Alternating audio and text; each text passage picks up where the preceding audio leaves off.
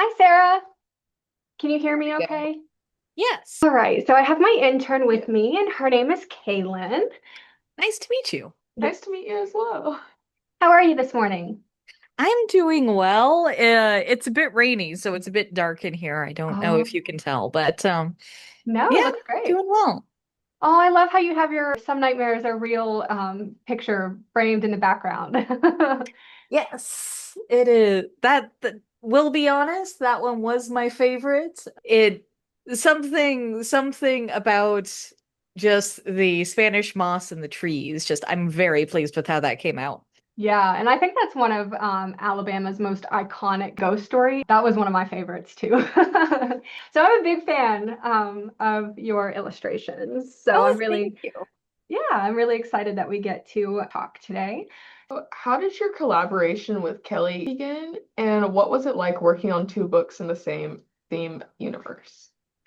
So it's actually quite fascinating. It started very unusually. So more often than not, when I am contracted to a book, the publishing company, the art director reaches out and says, "Hey, could you do this?" And or could you show us some pictures that show us that you do that? And it goes from there. Kelly actually reached out to me. She had originally asked a friend to do the illustrations, someone she knew the style of.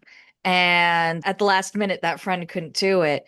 So she was looking through the sort of Southern Society of Children's Book Illustrators and Writers page. And she saw a drawing I had done for Lovecraft short story Pickman's Model and loved the scratchboard style of it and contacted me and was like, "Hey, can you do a whole book of those?" And I was like, "Yeah, I can." Scratchboard is so much fun, and doing creepy stuff is so much fun. I've mostly been doing cute watercolor children's books, which is a blast. I love doing watercolor children's books, but it is also fun to do some creepy stuff. Yeah, I bet. Absolutely. I'll go ahead and jump into the second question. Were there any scenes or passages from the books that immediately sparked a visual for you? There were quite a few, which was lucky for me. Makes my job easier. The the first thing she sent me, I think, or the first one I read was the Wolf Woman, a Mobile, when the little girl is looking out at the wolf woman and she thinks of the picture she saw as the paper, and the paper showed like a very 50s sort of lady's head just sort of stuck on the body of a wolf. And she's like, that she doesn't look friendly like that. She looks hungry. And that sparked all sorts of images in my brain because just I really love designing monsters and just this hungry creature out in the woods that has a human face is just such an appealing visual. And I had a lot of fun sort of drawing and designing that. It was good times. The other one, the other big one from the first book would probably be the Ghost Captain. I had actually just seen a news story about baby dolls washing up in Galveston, and they had been in the ocean for a very long time, and so they were all very covered in barnacles, covered in mollusks, very gross. Do not look at those photos if you do not have a strong stomach. But I had been looking at those photos and I was like, okay, a ghost lost at sea for years. What if he had coral growing out of his eye sockets? And I tried to make it less gross than the photos of the dolls, but still has that little bit in there, and that was fun. For the second book, the one that really got me was, and I had trouble doing this. I ended up submitting I think three different final versions of this art because I just kept trying different things with it. The soldiers emerging from the swamp, the way it's described, I don't know quite how to describe it, but Have you ever seen a video of a bunch of alligators in the swamp at night where all you can see is the glow from their eyes on the water? It just Absolutely. reminded me of that, which is just, oh, so fun. Yeah. It's really fascinating to see how culture in general kind of shapes your images too, kind of separately from the book as well, which is really neat. And that story about the baby dolls, that is very creepy. Yeah. But it works out perfectly that it gave you some inspiration. Hmm. So, on a similar note, can you walk us through your illustration process? How do you translate a haunting narrative into visual art? So this is from the drowning story in the second book. So you can sort of see I do a lot of sketches, just very loose, very small sketches, try to figure out the page layout, do a bunch of different versions of the same thing, basically. I only found one page. Oops, they don't tend to last much longer than how long it takes to make my comps. And then I make comps, sort of black and white, full drawings. And I'll make usually one, but if it's something where I've got like a bunch of different possible versions that I'm not sure necessarily how they'd best work all together in a book, I'll submit two or three. Or sometimes they just come back to me and say, hey, if Kristen comes back and says, hey, could you revise this? We're looking for something a little different for this passage, and I'll do a different version. This one had two that I submitted, and the final ended up being more of a zoomed in version of that second, which is very creepy and very good. Yeah, absolutely. That's gorgeous. You said that you do scratch board. Can you explain Yes. what that is? It can actually be one of two things. So you can probably see the best difference illustrated on these. So there are two ways. There's traditional scratch board, which is this. It is a piece of clayboard that has ink on top of it, and then you use a little scratching tool to scratch away the ink, and you're left with white wherever you scratched away. This is traditional scratch board. I used it for the pieces that had more black. For everything else, I used clayboard, so you can see the clayboard's white, and then I would go in and I'd ink the areas that I wanted to scratch away at, and then scratch away, and then I'd add some more and then scratch away a bit more, and on it goes. So that's about how that works. Yeah, that sounds like a really fascinating way to do art. Personally, I've not heard of it Me before, neither. but it does kind of seem a little bit like lino cut, Yeah, which I it's do. it's the same sort of idea as lino cuts, except without the printmaking process, which makes it Yeah. a little faster and a Yes. little less messy. Like that one was just plain clayboard. You can see the white border. It just depends which I was kind of in the mood for. Well, that's amazing. Your illustrations, they have a distinct mood. So, what mediums and techniques do you use to achieve that atmospheric effect? A lot of the atmosphere is just derived from, I'm trying to think of how to describe this. A lot of it is composition. A lot of it is composition, pure and simple. Like Scratchboard itself is great for horror stories. It just has that vibe. But what kind of fear you want to portray is very much dependent on the composition. This story was the fear was, he was alone in the snow. It was whiteout conditions. He felt very alone. And so I added, the frozen branches around to sort of communicate the freeze, but he is very much alone in the center, and there's no real background there. And it makes it feel agoraphobic and claustrophobic in a way that I really like. Totally agree that the whole white space of that definitely gives that imagery. Yeah, and with the Wolfwoman Mobile, who's back in here somewhere. Actually, this one works too. these Yes, that's one alligator of my guys. favorites.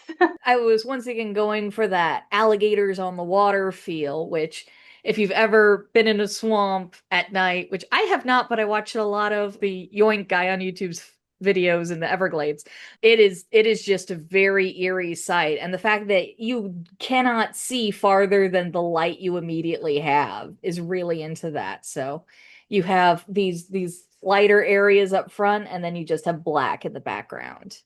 And this one was actually fun because I was getting really frustrated with how I was doing on Clayboard. And so I was just like, I'm going to grab a scratch board and I'm just going to freehand this because it's not coming out the way I want. And it ended up coming out really good. So I'm pleased with that.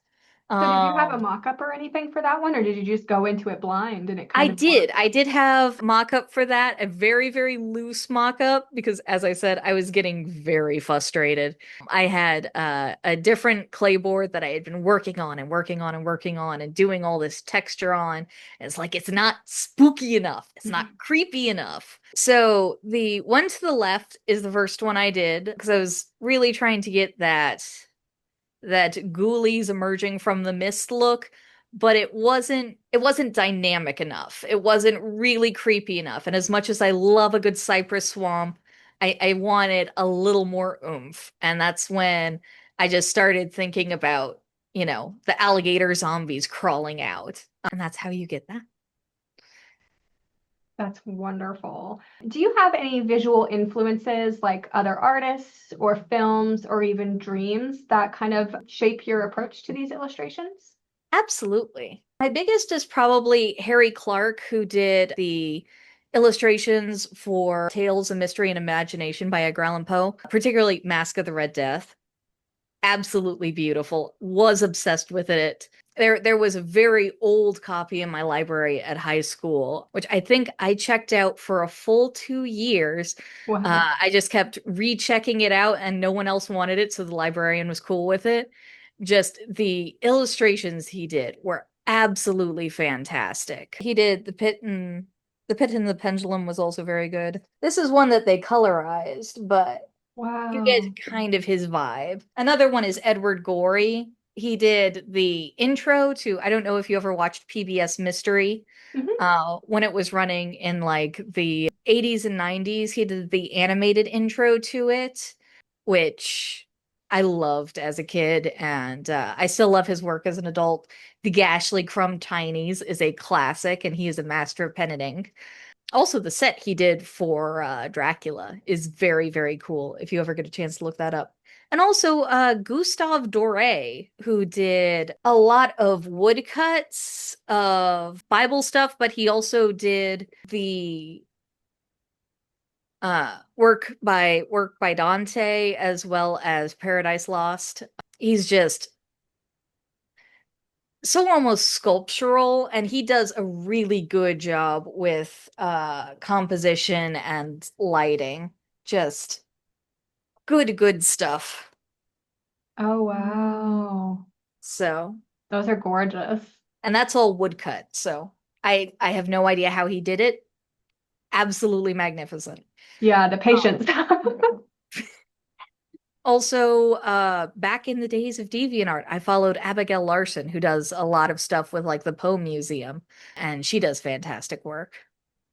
Those seem like some wonderful influences, and I can definitely kind of see it in your art. And that's really cool to be in that, I don't know, similar headspace and similar talents to those types of big names. It's really fascinating and really awesome for you, especially. So I don't know if I would be able to do like the drawing, but what was like the most challenging illustration you've done? For these books, I would probably say the soldiers coming out of the swamp just because I ended up redoing that one so many times because it was so hard to really get what I had in my head onto the page. But at the same time, it was easy in a way because I just had such a strong image. There are a couple where I had less strong images or it involved more architectural feature, like some very complicated gravestones, which were a little more technically difficult and a little difficult in terms of just not having, that strong core vibe that I was going for. So I think maybe the gravestone in the first book with the gentleman ghost and his top hat was not so much a challenging drawing as just it was very hard to really get a strong vibe. Also, ghost tornadoes. Ghost tornadoes are always tricky because you have to figure out how exactly you want to represent a ghost tornado. But ghost tornadoes are so much fun, so I feel like very unique too. Yes. yes. If you could describe the vibe of these books and specifically your art even in one visual metaphor, what would it be? As a visual metaphor, I would say an old cypress tree with a lovingly maintained unmarked grave underneath. What beautiful imagery. Our final question is, what advice would you give to young illustrators who want to work in publishing or bring dark themes to life through art? I guess my biggest advice will always be particularly for drawing creepy stuff. Just always look at new things, always look for new things. Like I said, I got inspiration from watching a guy wandering through the Florida Everglades yoinking snakes or Oh, I've seen that guy. Okay. yeah, he came across a bunch of alligators at night and I was like, that. Or just, the creepy baby doll Galveston story. Things will just, if you keep looking for them, things will come up and give you inspiration, and that'll keep your creativity fueled forever if you just keep looking. I'm also a huge fan of going through the Barataria Preserve because wandering through swamps is super fun. Would not necessarily recommend grabbing the snakes unless you are a trained professional, but still, that I think would be my biggest advice. And also just join something like the Society of Children's Book Writers and Illustrators. It's a great way to meet other writers and illustrators.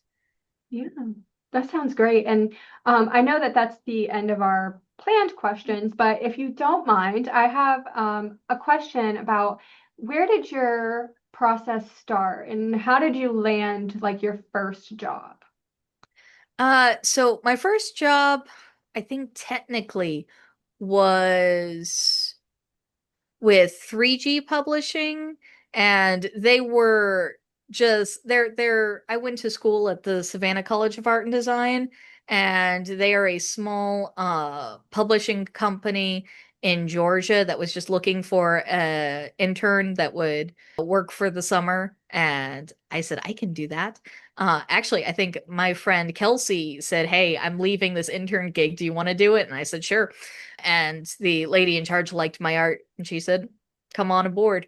And that was a really interesting experience as a student to also be doing that.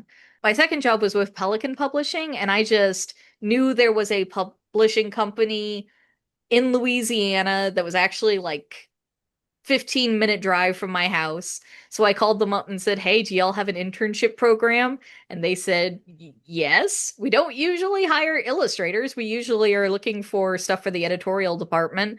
But sure, come on down. We'll interview you and we'll see how it goes." And I was like, neat. So, and then they ended up using me for a couple of illustration jobs. So that was nice. That's wonderful. Doing amazing networking there.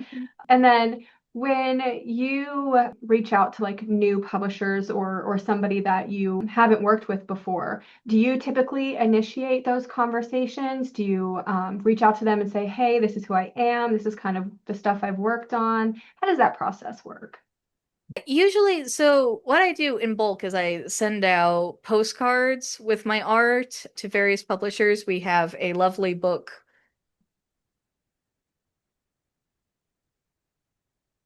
The I